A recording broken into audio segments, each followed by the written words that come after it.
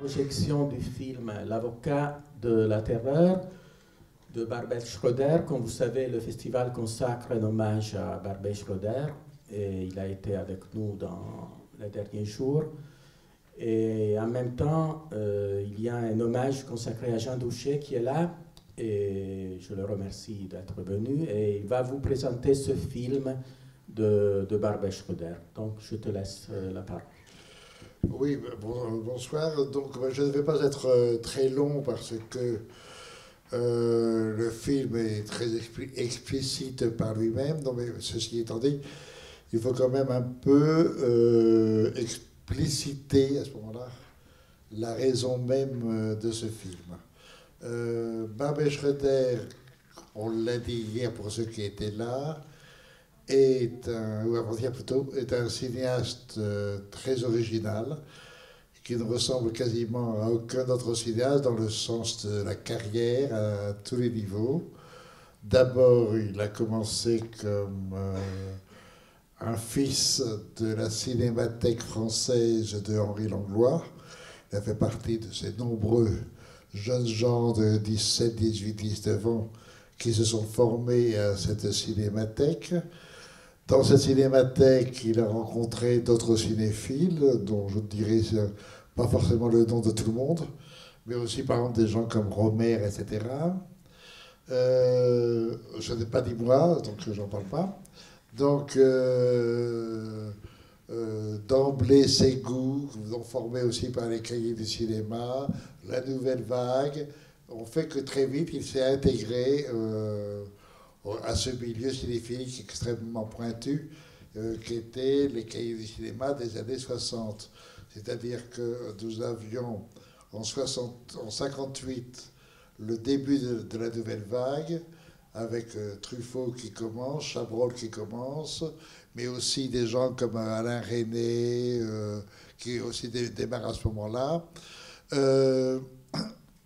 Et puis en 59, il y a Truffaut à Cannes et en même temps Godard qui, un petit exemple, un petit souvenir comme ça. Je me souviens, c'était donc au moment du Festival de Cannes en 59. Je suis sur les Champs-Élysées et je vois sortir de chez de l'immeuble de Bromberger, et puis Bromberger qui était un producteur très important des jeunes futurs réalisateurs du cinéma français, et donc de la nouvelle vague par la même occasion.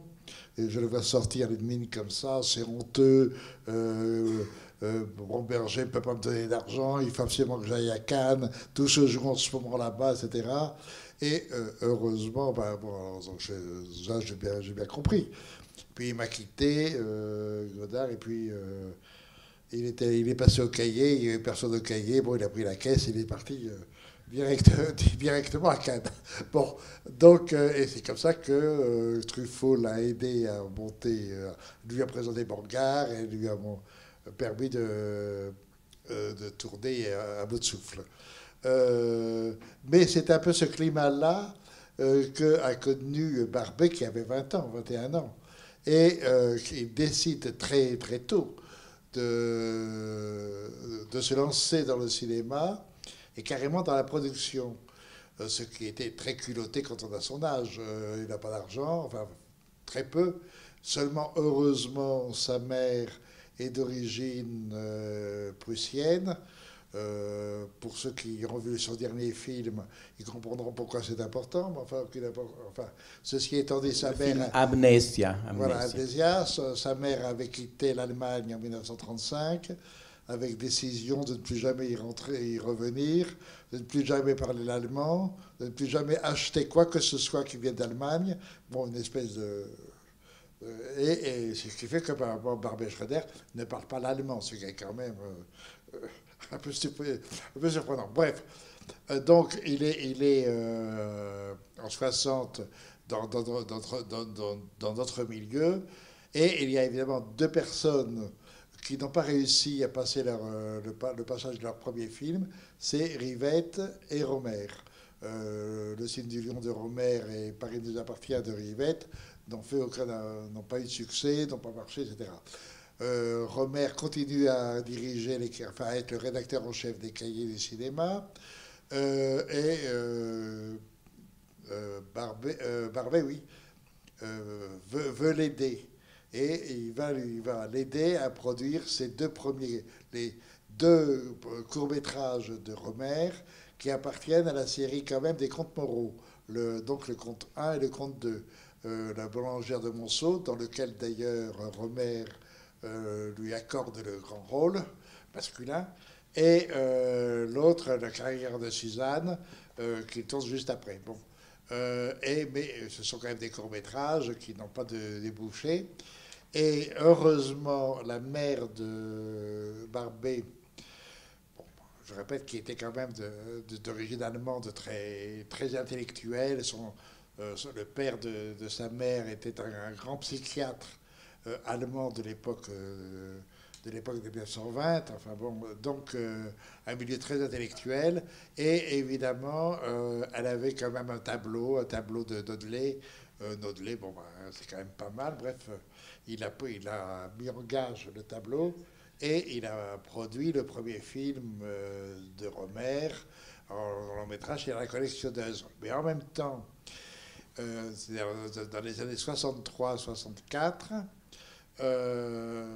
il décide de montrer un court-métrage, et un court-métrage, Paris vu par, fait avec les conditions même de ce que doit faire un cinéaste de la nouvelle vague.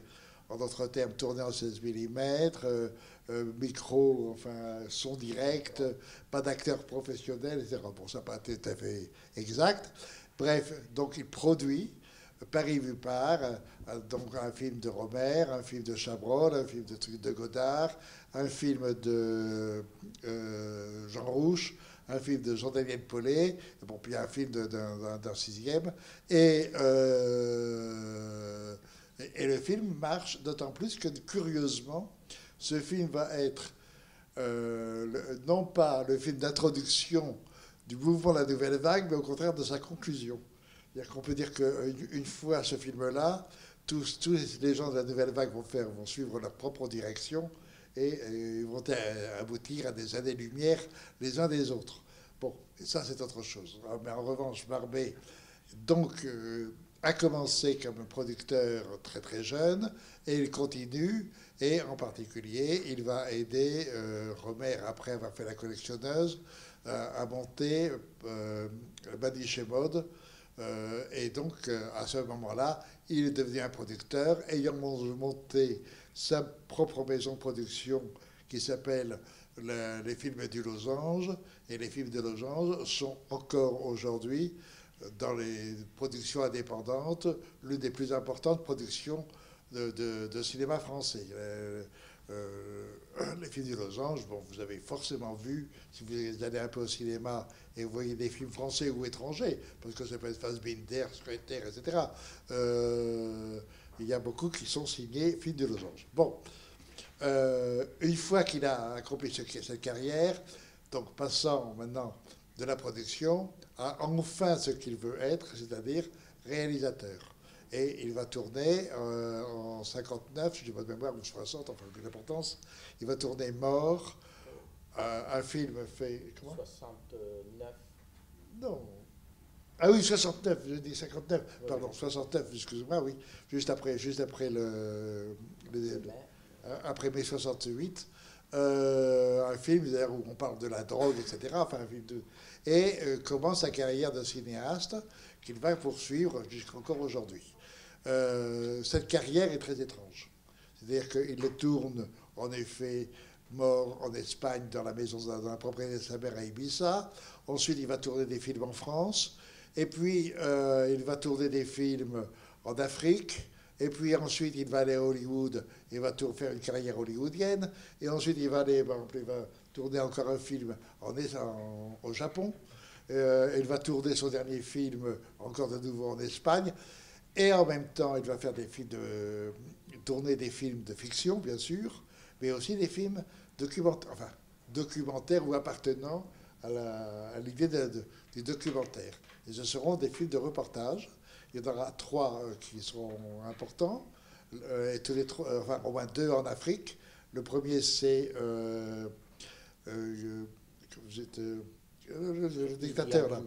Amin Dada, donc sur le dictateur Amin Dada, et filmant quand même un dictateur. Par exemple, dans le film, il y a, si vous avez vu le film, il y a un moment où on voit Amin Dada engueuler ses ministres. Et ce qu'on ne sait pas, c'est que quand on voit la scène, on ne sait pas que dans les ministres qui sont là, 8 jours plus tard, il y en aura un qui sera jeté au crocodile, puisque Amin Dada aimait les choses propres, donc les crocodiles étaient parfaits pour ça. Et donc, et il va tourner un autre film, alors tout à fait différent, sur une chercheuse américaine qui est intéressée par le dressage des gorilles, et donc ce sera Coco le gorille. Donc un film sur un animal politique, qui est Amin Dada, et un film sur un animal enfin, réellement bestial, qui ne manquait pas plus, qui finalement avait sûrement plus d'humanité que l'animal politique. Bref, et puis ensuite il part à Hollywood. Là, il fait une carrière hollywoodienne avec les plus grands acteurs américains, mais il s'en fiche éperdument d'être américain pendant ce temps-là. Ensuite, il décide d'aller tourner dans un de ses pays d'origine, puisqu'il a 3 pays d'origine. L'Allemagne,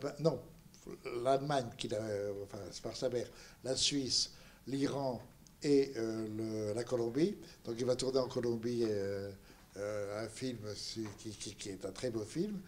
Et ensuite revient en France et là est intéressé de nouveau par un documentaire sur un personnage très sulfureux qui est un avocat français qui a vraiment flirté à la limite du terrorisme, etc. En particulier, il a défendu les terroristes de la Brigade Rouge allemande, et en même temps aussi pas mal de choses. Enfin, un personnage extrêmement douteux, proche du côté judiciaire en tant qu'avocat, c'est vrai, mais sûrement plus du côté d'être mis en examen plutôt que celui qui défend. Ceci étant dit, c'était un remarquable avocat.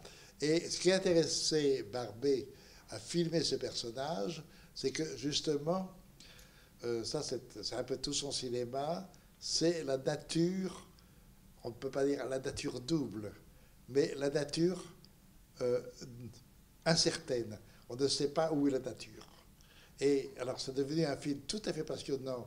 Moi j'ai assisté à quelques séances où visiblement, parce que Gérard Vergès, l'avocat, est un homme remarquable, par ailleurs très intelligent, pas sympathique peut-être, mais très intelligent. Donc il savait très bien que forcément, si on le regardait à la caméra, on essaierait de mettre en évidence son côté sulfureux et son côté douteux. Donc il était très précautionneux sur la façon dont il allait montrer son image. Et Barbet Schroeder savait qu'il allait jouer ce rôle-là.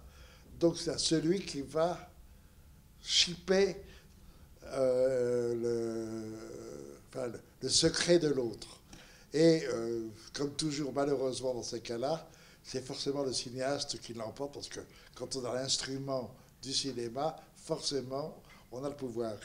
Donc, le film est très intéressant dans le sens où on voit, où on découvre quelques-uns quelques vérités du personnage de Vergès, dont encore aujourd'hui, bien qu'il soit mort maintenant depuis 7-8 ans, on ne sait toujours pas une grande partie de sa carrière. On subodore qu'il a été pendant des années dans les terroristes anarchistes, etc. C'est un personnage extrêmement curieux, intéressant et qui, en effet, méritait un documentaire. Alors, moi, ce que j'aime énormément chez Schroeder, c'est cette capacité à la fois à travailler dans dans les 4 coins du monde, enfin les 4 coins cardinaux, pour parler de points, Amérique, France, enfin Europe, Afrique et Asie. Mais ça, c'est une chose, mais aussi cette capacité à couvrir tout le champ même du cinéma et comment ça représente.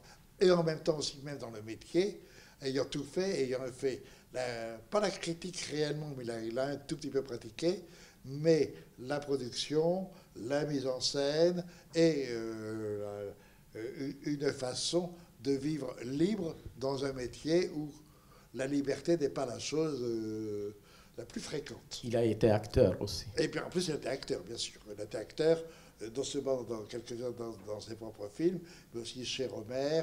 Il était acteur chez le fameux film américain. De qui? Non, sur avec les grandes vedettes. Bon, excusez, ça, je vous préviens. Il ne faut pas vieillir, parce que quand on vieillit, on perd la mémoire, on perd les dons. Bon, enfin, à ce film-là, quoi. Mais c'est un film qui a été très connu. Enfin, mais le cinéaste? Oui, le cinéaste aussi, le cinéaste américain très connu. Mais si, sur Mars. Mars Attack, Mars de Attack. Tim Burton. De Tim Burton, entre autres. Où il y a plein d'acteurs de première qualité. Et il y a Skolimowski aussi. Et il jouait le président de la République française. Ouais, voilà. Oui, bon, enfin, il a fait aussi, oui, bien sûr, il a fait Skolimowski, enfin, il a fait quand même quelques très grands noms de l'histoire du cinéma qui l'ont aussi pris comme acteur. Alors voilà, on voit quelqu'un qui a une carrière magnifique, dont on vous a fait ici une rétrospective, pas absolument intégrale, mais enfin quand même presque intégrale.